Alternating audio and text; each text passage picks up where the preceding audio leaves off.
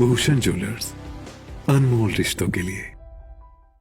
मित्रों, 2 दिन पहले पालमपुर के माननीय विधायक प्रेस वार्ता में और विशेषकर नगरी जोन से जुड़े हुए विषय पर और कुछ पालमपुर के अन्य विषयों पर अपनी सफाई देने का प्रयास कर रहे थे। और जिस प्रकार से मैं हर जगह कहता हूं कि जिस सरकार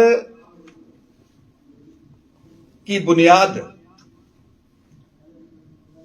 छल और षड्यंत्र पर टिकी हुई हो, उस पार्टी और सरकार में काम कर रहे लोगों से हम सच की उम्मीद कैसे कर सकते हैं। वास्तव में जिस प्रकार से यहां के माननीय विधायक जी उन विषयों पर जनता के उस जन आक्रोश को भांप कर, जो नगरी जोन की 15 पंचायतों का जो आक्रोश है उसको देखकर जो प्रेस वार्ता में बोल रहे थे, लगता है कि स्वयं वो अपनी जनता के बीच में जग हंसाई कर रहे थे। और उनका कोई कसूर नहीं है। मैं जानता हूं कि अभी हाल में ही कुछ दिन पहले माननीय उच्च न्यायालय ने जो गैर कानूनन रूप से मुख्य संसदीय सचिव नियुक्त हुए थे, वो बेचारे उनमें से एक है जिनको ताजे ताजे निष्कासित हुए कुछ दिन हुए हैं, और जिसके कारण वो उनकी जो मानसिक स्थिति अभी भी परेशानी में है ऐसा लगता है। कम से कम चुने हुए प्रतिनिधि को अपनी जनता के बीच में सच बोलने का साहस करना चाहिए।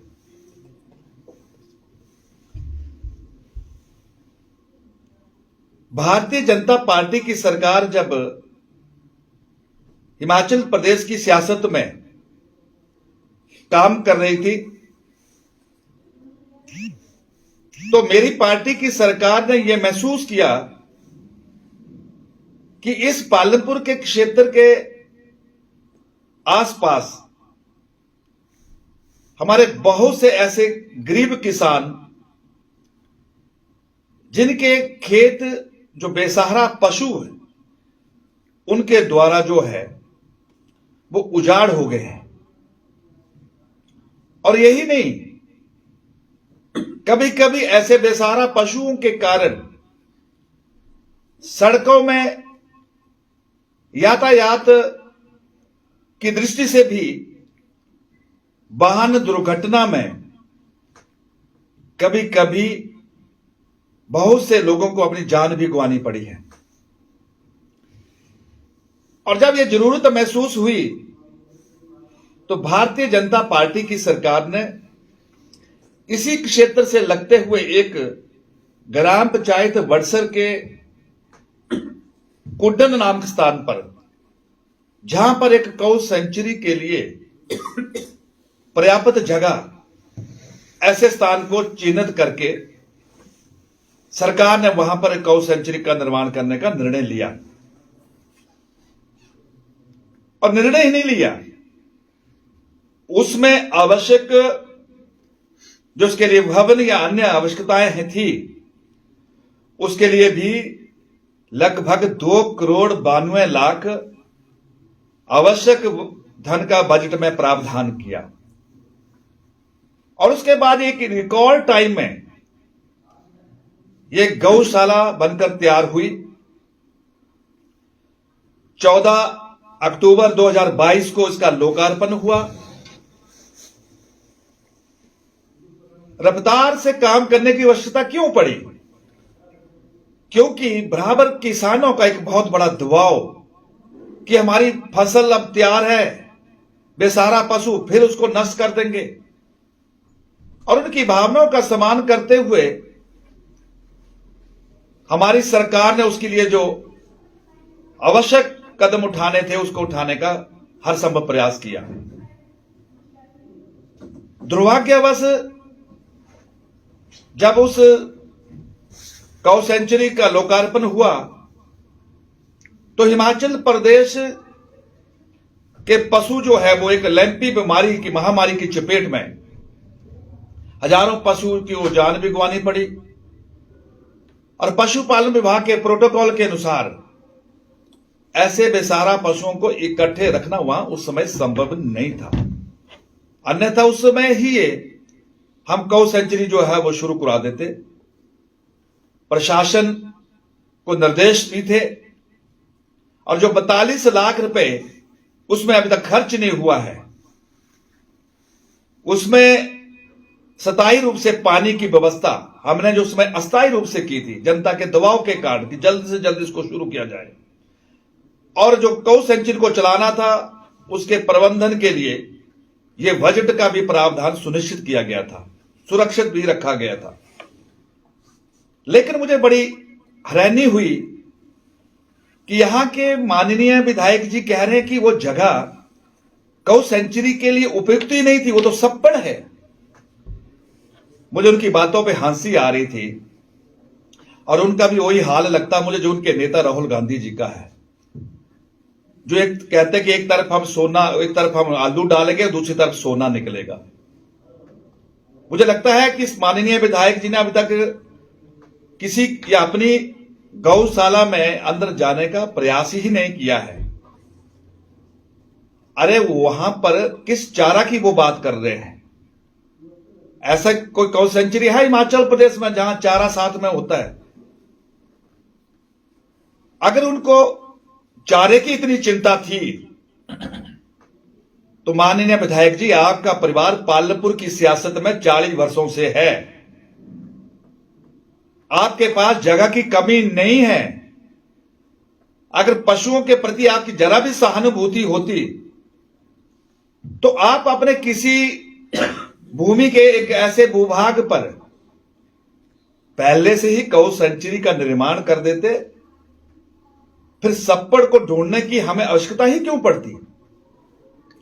लेकिन विषय है कि ये लोग वास्तव में संवेदनशील कितने हैं, इनको किसानों का दर्द कितना है, इनके बेसहारा पशुओं की एक जीव है वो, उनकी कितनी चिंता है। इसी तरह उन्होंने एक चीज कही कि यहां पर चोरों ने, वहां के चोरों ने दरवाजे और खिड़कियां निकाल ली है। भाई चोर यहां के हो चाहे चोर वहां के हो, चोर तो चोर होते हैं, लेकिन पहरेदार तो आप थे। पालमपुर की जनता ने आपको जनमत दिया था, तो 2 वर्षों में तो आपको वहां जाने का वक्त नहीं मिला। 2 वर्ष बीत जाने के बावजूद भी आपको चिंता क्यों नहीं हुई? अगर सच में आप ज्यादा संवेदनशील थे और मजबूरन मेरे पार्टी के कार्यकर्ताओं ने वहां जाने का रुख किया, तो आप इसको राजनीतिक मुद्दा बनाने का आरोप लगाने लगे। जनता जागरूक है माननीय विधायक जी, जो भी आप बोल रहे थे जनता उन हर शब्दों का अर्थ निकाल रही थी। आने वाले समय में इसका एक ही शब्द का उत्तर आपको देने के लिए जनता आतुर है। और इसी प्रकार से चचिनिया की उप तहसील पालमपुर की जनता जानती है कि नगरीय क्षेत्र के 15 पंचायतों के लोग लंबे समय से अर्थात चिरकाल समय से यह मांग करते चले आ रहे थे कि यहां के लिए उप तहसील कार्यालय का होना जनता के लिए बहुत ही आवश्यक है। आप 40 वर्षों से इस सियासत में हैं। आपके पूज्य पिताजी भी राजस्व विभाग के मंत्री रहे हैं।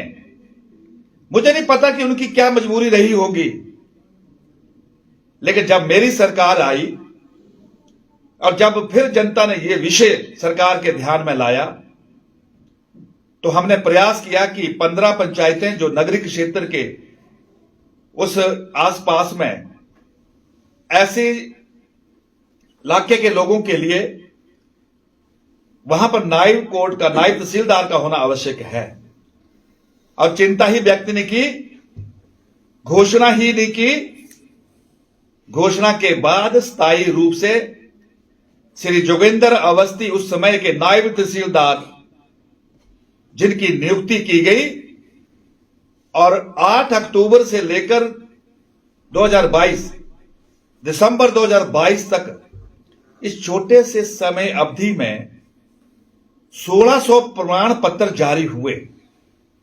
1600 और 1600 प्रमाण पत्र जारी हुए, और आपको लगा कि अब तो भारतीय जनता पार्टी के द्वारा किया गया प्रयास है, हम जनता के बीच में कैसे अपना मुंह दिखाएंगे कि आपको जब हम कहते तो आपने किया है, तो भाजपा वाले ने कर दिया। और आपने जो आप चुनाव के वक्त पालमपुर को जिला बनाने का लॉलीपॉप देकर जनता को गुमराह कर रहे थे, जिला बनाना तो आपके बस का विषय नहीं है,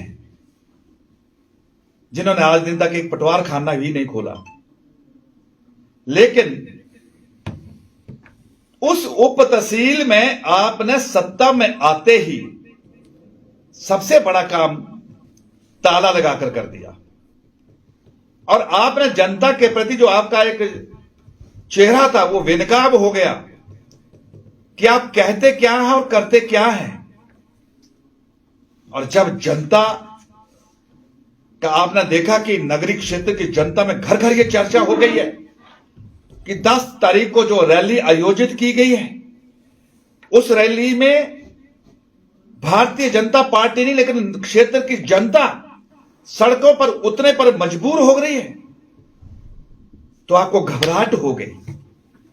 तो फिर आपने बौखलाहट में प्रेस वार्ता में क्या आप कह रहे थे, यह जरा आप उस प्रेस वार्ता को दोबारा से सुनने का प्रयास करें।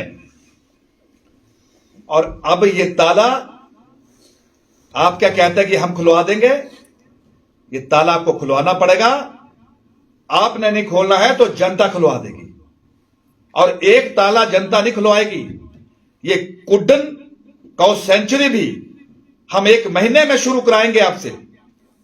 जनता बुरी होती है, और ये उप तहसील कार्यालय का जो ताला है इसको भी जनता खुलवाएगी। और एक ताला नहीं खुलेगा, अब तो बनूरी के सब डिवीजन आईपिच में जो ताला लगाया उसको भी जनता तोड़वाएगी। जो आपने स्वास्थ्य केंद्र टांडा का हो, चाहे हमारा मतेड़ का आयुर्वेदिक डिस्पेंसरी हो, चाहे कंडवाड़ी की सीएचसी हो, या चाहे ख्यापट का हमारा वेटनरी हॉस्पिटल हो, ये सभी ताले एक एक करके आपसे ही खुलवाएंगे। और आप नहीं खोलेंगे तो आने वाले समय में हम खोलेंगे। हमने कोई दोष नहीं किया था, कि कोई गुनाह नहीं किया था। हमने जनता के आग्रह पूर्वक ये सारे संस्थान जो है वो स्थापित किए थे। लेकिन इस प्रकार से जो आपने जनता के साथ जो ये व्यवहार किया है, इसको तो आपको भुगतने के लिए तैयार रहना पड़ेगा। तीसरा, मैं बैठे बैठे हंस भी रहा था कि नगरीय क्षेत्र के साथ आपका विशेष प्रेम है। लंबे समय से उस क्षेत्र के लोग लोक निर्माण विभाग के सब डिवीजन की मांग कर रहे थे। आप अनेकों बार और की मांग को पूरा किया, लेकिन सबसे बड़ी माननीय विधायक जी, जो आपकी लापरवाही का खमियाजा मेरे पालमपुर की जनता को जो भुगतना पड़ेगा, वो आने वाले समय में उसका जवाब देने के लिए आपको तैयार रहना पड़ेगा। आपकी लापरवाही के कारण, आपके कमजोर नेतृत्व के कारण आपने पालनपुर के 90% ग्रामीण क्षेत्र को टीसीपी के दायरे में शामिल कर लिया। आप भी संबंधित उस विभाग में सीपीएस थे।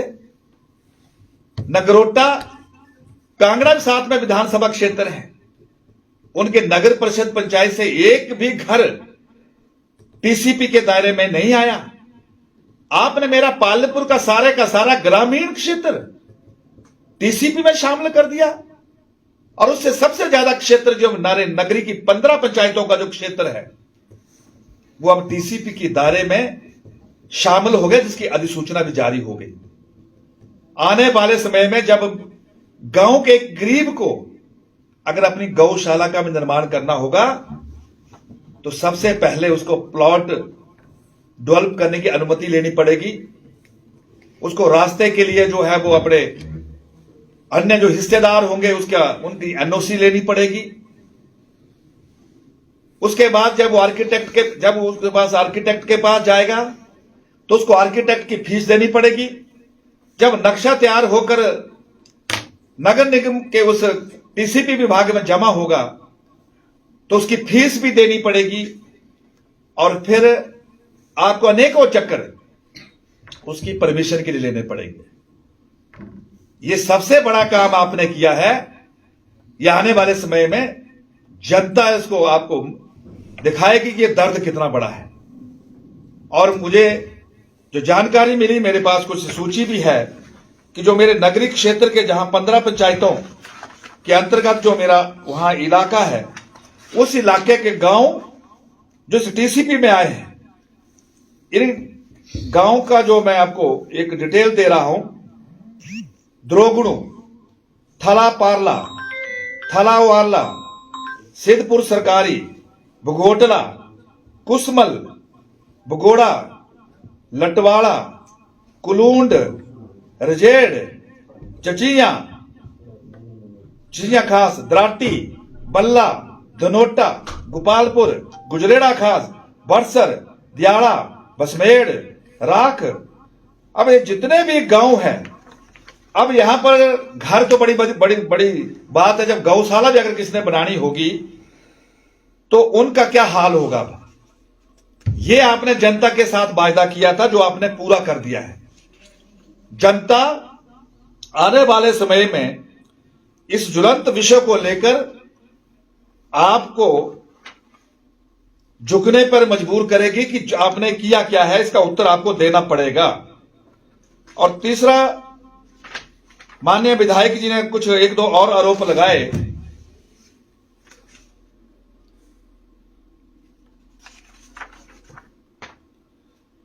माननीय विधायक जी ने कहा कि भाजपा अपने चश्मे को बदल कर देखे, भाजपा अपने चश्मे को बदल कर देखे। अरे भाई, भाजपा के चश्मे तो बहुत साफ सुथरे हैं। उनकी नजर पालनपुर के किसी भी प्रॉपर्टी डीलर पर नहीं है। हमारे चश्मे जो है वो जनता की सेवा करने में लगे हुए हैं। लेकिन जिनके चश्मे पालनपुर के प्रॉपर्टी डीलर को पोषण में लगे हुए हैं, जिनका सारे का सारा वक्त उनके बीच में गुजरता है, उन्हें अपने चश्मे बदलने की जरूरत है। उन्होंने सवाल किया था। और यही नहीं मित्रों, यह हमारे पालनपुर का दुर्भाग्य है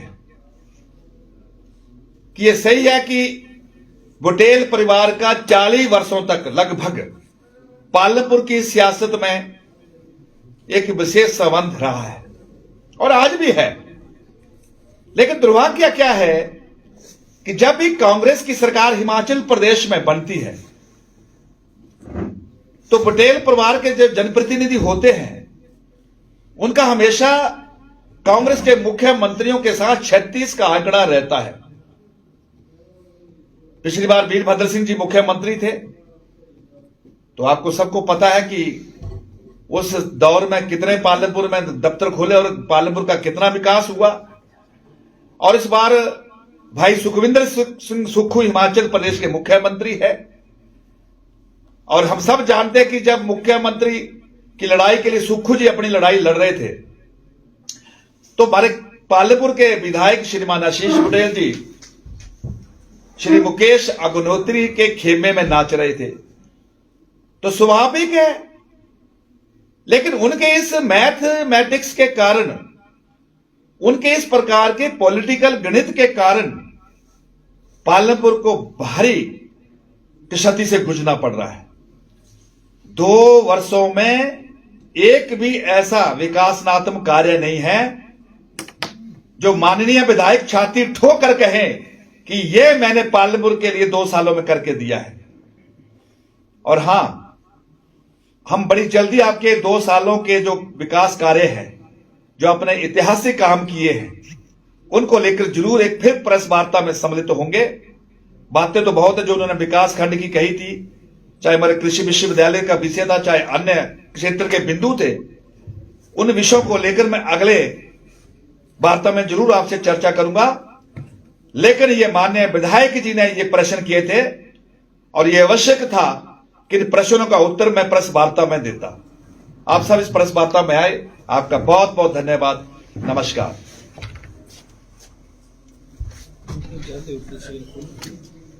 त्रिलोक जी, विधायक ने आशीष पटेल जी ने जब कॉन्फ्रेंस की थी पानपुर, उन्होंने कहा था जब इलेक्शंस थे विधानसभा के तो जल्दबाजी में ऑफिस खोले गए, चाहे वो बीडी ऑफिस हो पानपुर का, चाहे और ऑफिस हो, उसमें स्टाफ नहीं था। और ये जो ऑफिस थे ये सुविधा के नाम पे जनता के लिए दुविधा बन गए, इसलिए उनको बंद किया गया था और अब प्रॉपर स्टाफ देने के बाद उनको धीरे धीरे खोला जाए। वैसे मैंने पहले का इस ब्लॉग का उत्तर मैं जरा तसल्ली के साथ देना चाहता था। अगर आपने प्रश्न कर ही लिया है जी, तो मेरा फर्ज बनता कि अब इसका उत्तर दे दूं। जब भारतीय जनता पार्टी ने 70 सालों तक एक लंबे इंतजार के बाद एक प्रयास किया कि पालमपुर का अपना विकास खंड हो, और प्रयास ही नहीं किया, हमारे सरकार में माननीय मुख्यमंत्री जी ने खंड विकास अधिकारी को बाजू से पकड़कर कुर्सी पे बिठाया और उसके लिए जिस स्टाफ की ये बात कर रहे हैं उसमें बीडीओ, सुपरिटेंडेंट, उसमें पंचायत इंस्पेक्टर्स, उसमें क्लरिकल स्टाफ, उसमें बाकी जो आवश्यक स्टाफ था, लगभग 60% स्टाफ, मैं किसी तरह झूठ नहीं बोलता हूं, ये झूठ की पीएचडी है, 60% स्टाफ वहां पर था और विकास करने अपना काम शुरू कर दिया था। अरे भाई, अगर उसमें कोई कमी थी तो आपको किसने रोका था? लेकिन सच क्या है कि आपने मुख्यमंत्री बनाने में मुकेश अग्निहोत्री की मदद की और सुक्खू जी ने आते हुए आपके ब्लॉक पर ताला लगा दिया है। यह सच है। सेम उसी तरह आपने वही एक मतलब जो तहसील का मुद्दा था, आपने वहां ताला लगवा दिया, आपने अन्य संस्थानों में वहां ताला लगवा दिया। अगर आप मजबूत जनप्रतिनिधि होते, अगर आप ठीक रास्ते में होते, तो किसी की हिम्मत नहीं होती है कि वो ताला लगवा दे।